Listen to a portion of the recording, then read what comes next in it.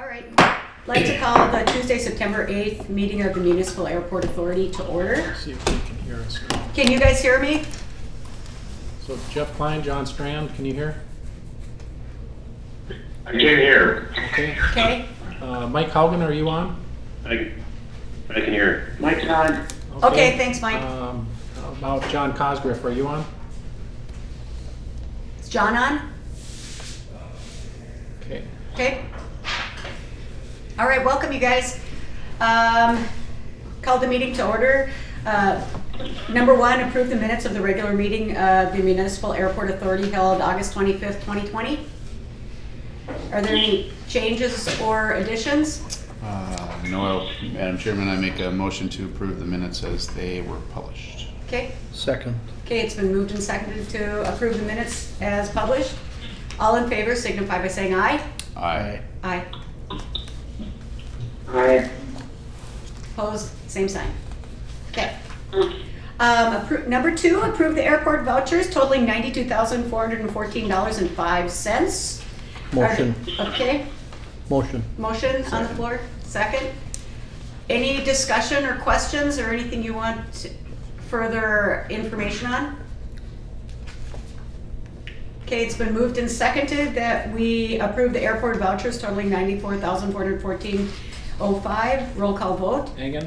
Aye. Lind? Aye. Haugen? Aye. Cosgriff, are you on? I am right now. Just got Okay, on. so there you are. So it's the vouchers. Do you vote A or nay? Hey. Okay. Lind? Aye. All right. Number three, approve the individual vouchers as follows, A through G. Madam Chair, motion to approve individual vouchers A through G. And I second it. Okay, it's been moved and seconded. We approve the individual vouchers A through G. Is there any discussion? Okay, hearing none. Roll call vote. Hagen? Aye. Lind? Aye. Haugen? Aye. Cosgriff? Aye. Lind? Aye. Thank you. Received communication from Joe Courier and Joel Nickel regarding the sale of their hangar units to Casey Fines. Okay, this is 2 of the 4 units in the Air Condo Association that we recently extended the lease for a 5-year period. And there really isn't anything other than to acknowledge it publicly that Casey Fines, is how I pronounce it, Finnis, Okay. he's my dentist, I should know how to pronounce his name, has purchased 2 of those units. The Air Museum and Jeff Jones own the other 2 units in the deal. So the reason it's here is that Casey will become the primary contact for us in the hangar. It had been Dave Courier for a number of, well, for all the years I've been here, had been the primary contact. So Casey will become the primary contact for sending out the ground rent, any problems with the hangar and so forth. That will be the go-to person. So we'll just note that in the file and get his address on file for all former communication. So that's really just an informational thing for you. Casey would like to buy the entire hangar and then remodel it into something larger with larger hangar doors and just kind of remodel it. That's kind of in his master plan, but he will advise us of any of those plans as he proceeds with the possible interest of buying out the others in the hangar. Okay. So that's just an informational thing for you. Any questions or discussion on that point? Okay. 5, Andy Purr's update. Stacy was not able to be here today. Eric, would you like to give us an update?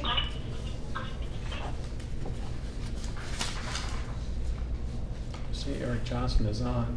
Eric Johnson, would you like to give us an update? Well, hi.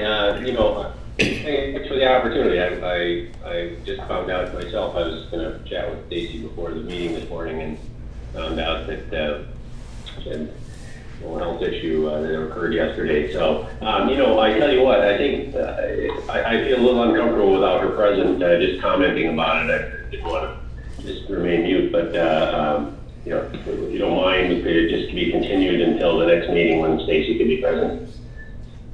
That's fine. That's fine. Thank you, Eric. That'd be appropriate to do, I think. Thank you. Yep, you're welcome. APEC update. Good question. Yes. How long are we gonna keep waiting on this ND Purse? This is ridiculous. I Ridiculous. mean, there's, hey, John Strand, this is Eric Lind. You know, I keep looking at this, and in our last meeting, you gave a very good example of why we should extend this MOU and have this relationship with the city. But this is a huge black eye on that MOU and that relationship that we can't get this stuff done, you know. And come on, man, we got to hold people accountable, and we got to get people to do their job. And it shouldn't be taking this long. So, can you give me any idea of how soon you think we can wrap this up? Well, you know, Eric, I don't have any more answers than you have. I suggest you ask your attorney.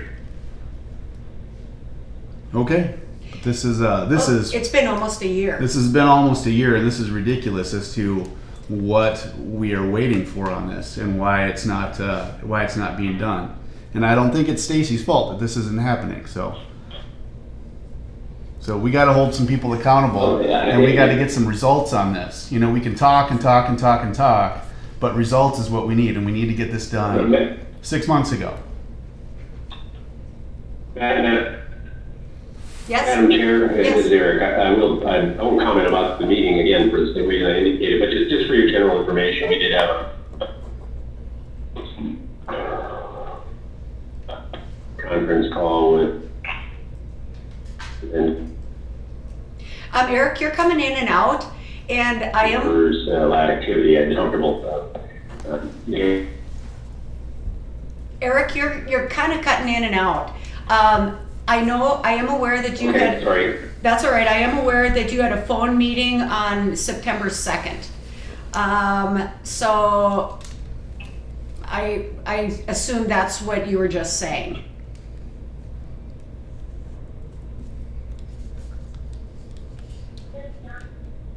He's on mute now.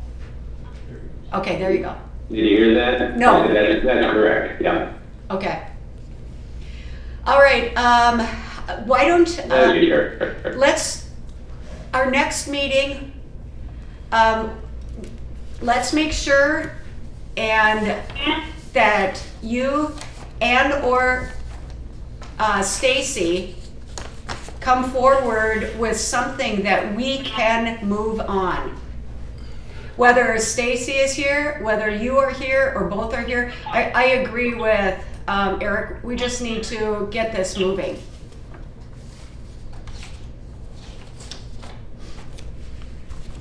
All right.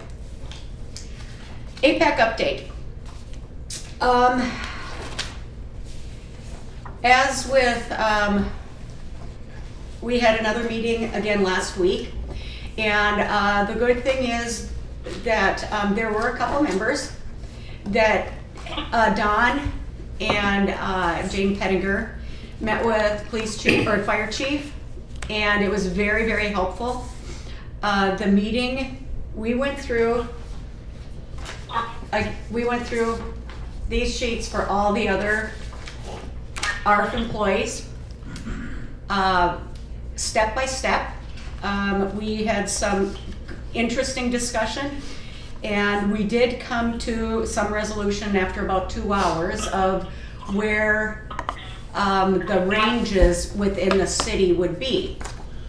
And so the next meeting is to look at the study that was contracted by the Municipal Airport Authority with ADK. As you might remember, the study, the first study we had was a recommendation by the city, and so we have kept with ADK because of the relevance and the reliability of the information. In addition, the APEC, Jill Manette had given Jane all the information about the other study that compares every single airport in the United States. It's about 576 pages long. And before the next meeting, we are to decide if we are going to use, my understanding, correct me if I'm wrong, John, which study we are going to use to actually set more specific pay for each of those positions. Is that a good summary, John? Yeah, that's a very good summary, Madam Chair, and I just will tell your board that this process is unfolding. It is happening the way we expect it to. It's a real learning curve, you know. But I think in the end we'll really appreciate that the Apec exists, and that we've got that group representing both the city and the airport, addressing employee issues and classifications. So it's a really, for me personally, I have to say, I'm just learning a lot, and it's really out of my element to learn this, but it's a great process that we're in. Good, thank you. And we won't be meeting this week, but she sent out a poll for meeting times next week as well as the week after, because we need to move on this as well. And I think, and I would like to bring this up. Sometimes because of my schedule, I get 4 minutes between every class, and I teach many times after work on 2 days a week. So many times my schedule is not as flexible. So I want to just bring this out there. Because Jane has come to me once, I think, and said, is there any other times you can meet? And that was before school. So now that, and I only responded to 3 different times. So I guess I'd like to bring it out there. If the whole committee can meet, but I'm not able to, would it be appropriate to, Rick has been at all the meetings, either Rick or Eric to attend. I mean, I'm open for discussion here. I will plan to attend, but now that school has started, and with all the COVID things that we're having to deal with, I can meet anywhere from 8 to 10, pretty much 3 mornings a week. But those haven't been the times that have really been have been mentioned. So a couple of them are on there. So your thoughts? Well, my thinking, Madam Chair, is let's keep seeing what the Chair, Jane Pettinger, can do with our availabilities. Okay. That might be an interesting concept to approach, because I know there's times I can't make it or others can't make it, and if we could have a somebody substitute for us, that might be a valuable something very valuable to consider going forward. Absolutely. When I think I know at least 1 and maybe 2 of our members have been viewing the meetings, so they're really up to date. Again, I will do whatever I can.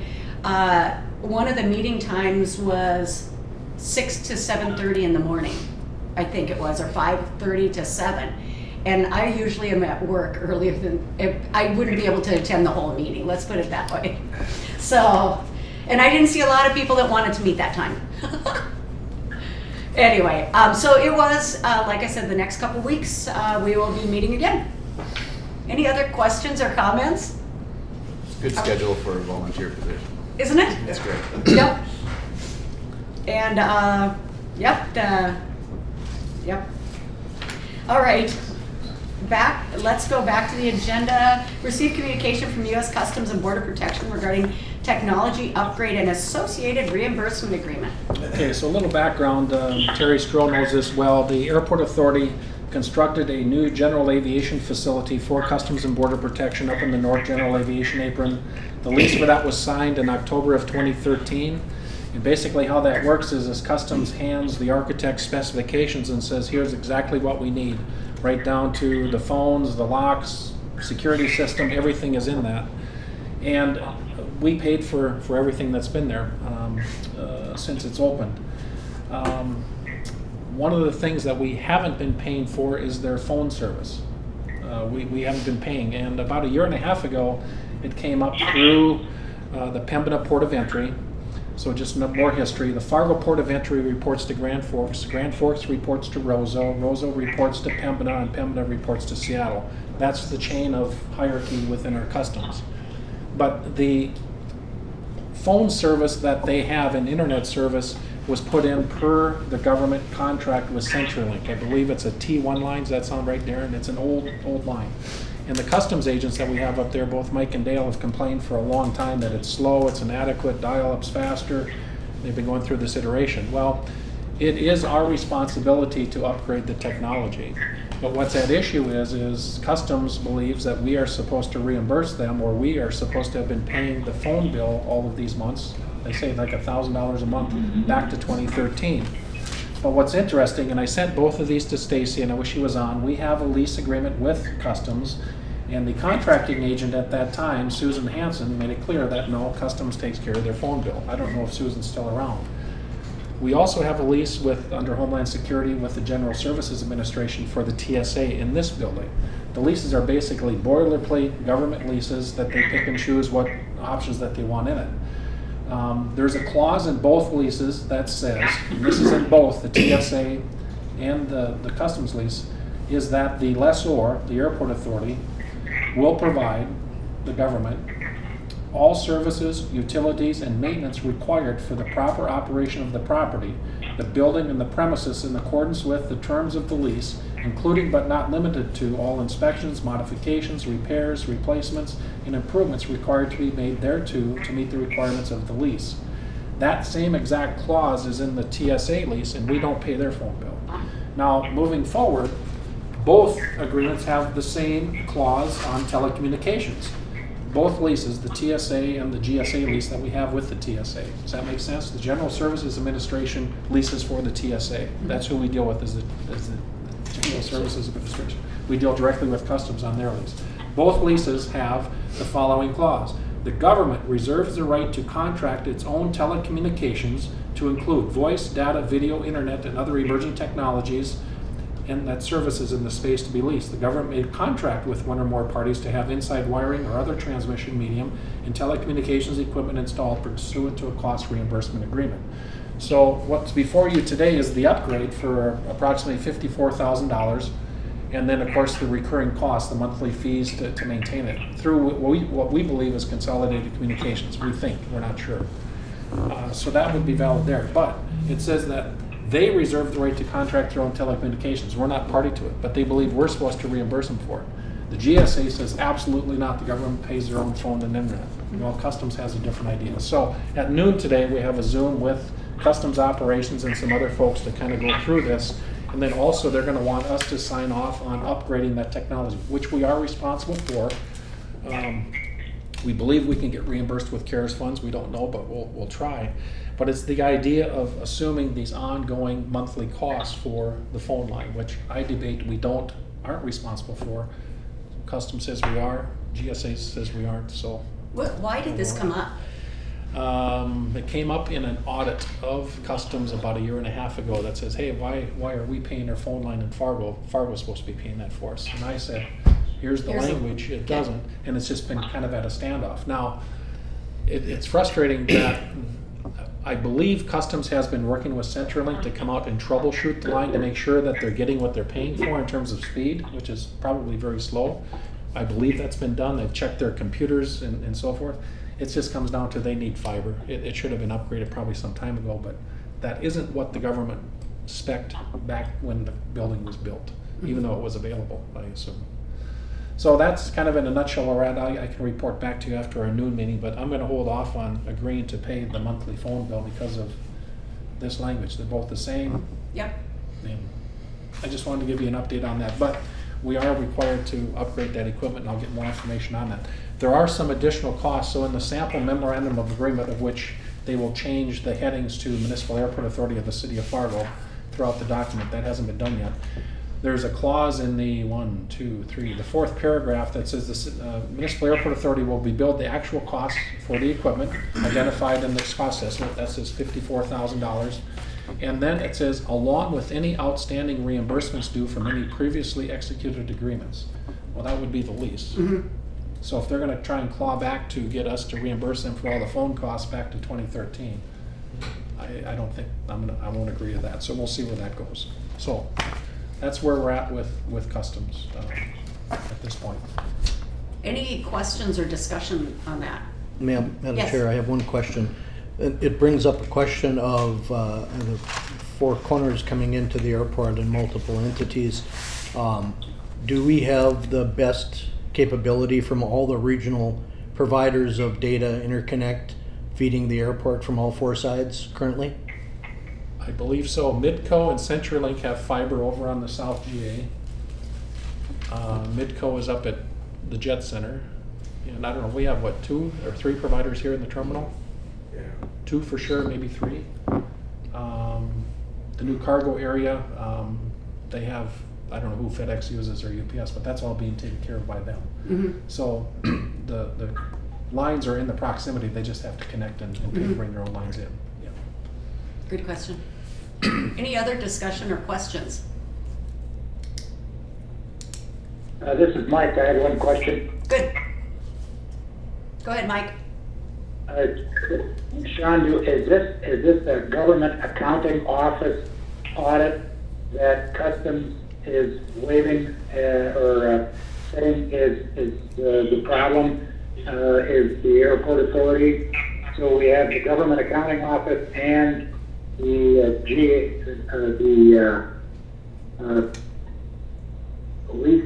federal police at odds with each other. I believe it was done by the Inspector General for Homeland Security, but I can get that confirmed today at noon. It was an internal audit that discovered it sometime maybe in late 2019 or late 2018. I'm not sure which, but I'll get more specifics on that today. I don't know what the other general aviation... It sounds like Go ahead. it sounds like the GSA and the government accounting office are at odds with each other. Yeah. Well, the GSA isn't involved in this customs lease. They, for some reason, the customs does their own leases, but uses the GSA government forms, the standard formats that they can pull off the internet. The only time we deal with the GSA is with the TSA office, all the alphabets. And they do periodic inspections out here. If the wall's been painted, the carpet been cleaned or replaced, ventilation.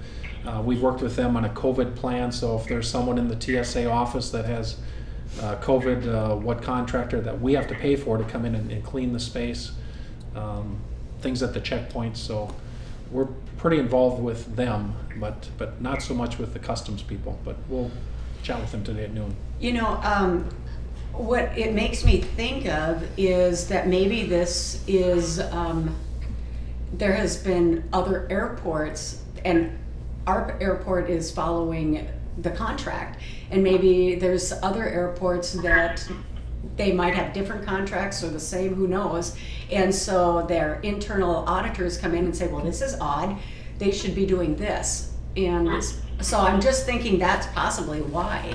Well, the sections that I read you in the lease, Yep. that's section 1.03 and the other section is 3.09, they contradict each other. It says the government reserves the right to contract its own telecommunications, and they did. And here it says that the lessor shall provide to the government all services, utilities, and maintenance. We pay the Excel bill, gas and electricity. We pay for the alarm monitoring system, so there's a security alarm. What else? And of course, we clean the offices a couple times a week and do all that. But so if services are phone and internet, well, it contradicts itself. Contradicts itself. So, Good, okay. Any other discussion on this? Thank you for addressing this, Sean. yep. Any other updates? Yeah, let's see, Terry, you're on with the snow removal equipment building, making progress over there. We did get the crane approved Thursday, Friday, something like that. Right, yeah. Good morning. So they have all the structural steel and up, and they are working on getting the in-the-floor heat put in this week throughout the whole facility, so they can pour the floor the following week, which then they'll work off of that floor and set the joists. And so you see all those joists sitting over in that parking lot right now. So this week floor heat, next week concrete, and then after that the joists will be put up The wall panels are actually coming within the next 10 days or so. So they'll be kind of right on time to start putting those up. They're going to start digging the addition this week on the existing SRE building.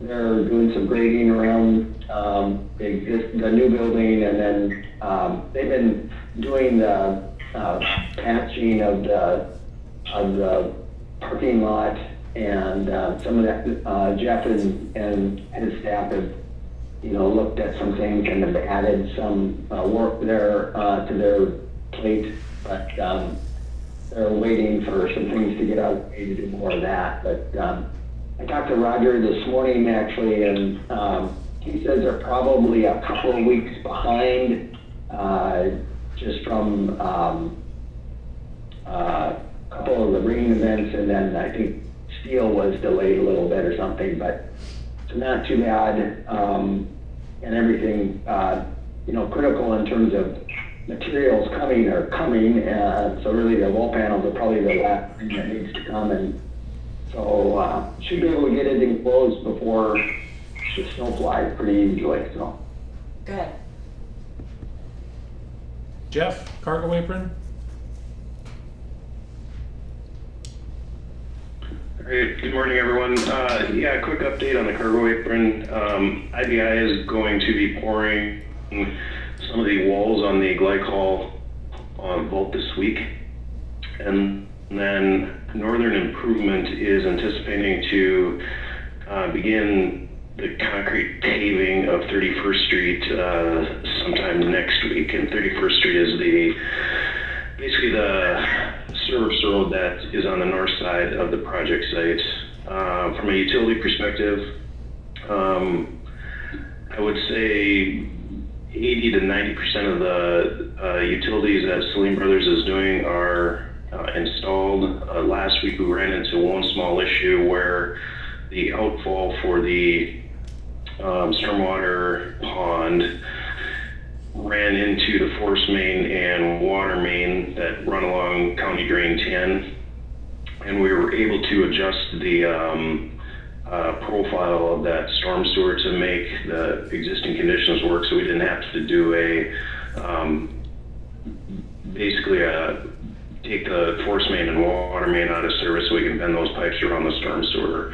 If we would have had to do that, it would have come at a cost and an inconvenience for the Army Reserve Center. So fortunately, we were able to make that in-field adjustment to the storm sewer.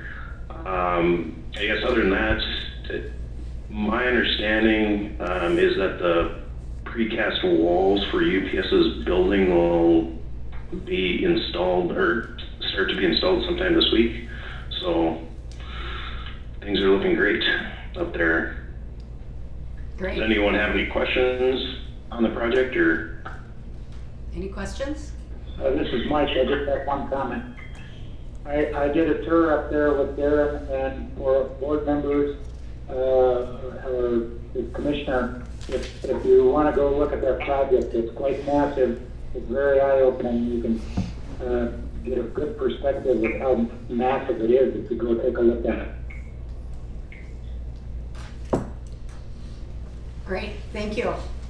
Anything else, Sean? Let's see, we got a special assessment notice from the city that we can pay off a special assessment for a sidewalk along 16th Street North, which is basically from the north edge of the leased property the Art Museum has up towards 21st Avenue North. $8,183.70 for 216 and a half feet of sidewalk. It's about $37.80 a foot. We can pay that without interest on October 6th, and I plan to do that. Let's see, we had notice from the FA of a crane at NDSU that was proposed at 240 feet for the construction of Ladd Hall. That came back with, that was really bad for the airport. So Darren worked with the contractor and the FA, and the contractor is going to resubmit the application to not exceed 200 feet, which doesn't really impact us too much, but 240 was a disaster for us. So they're going to redo that.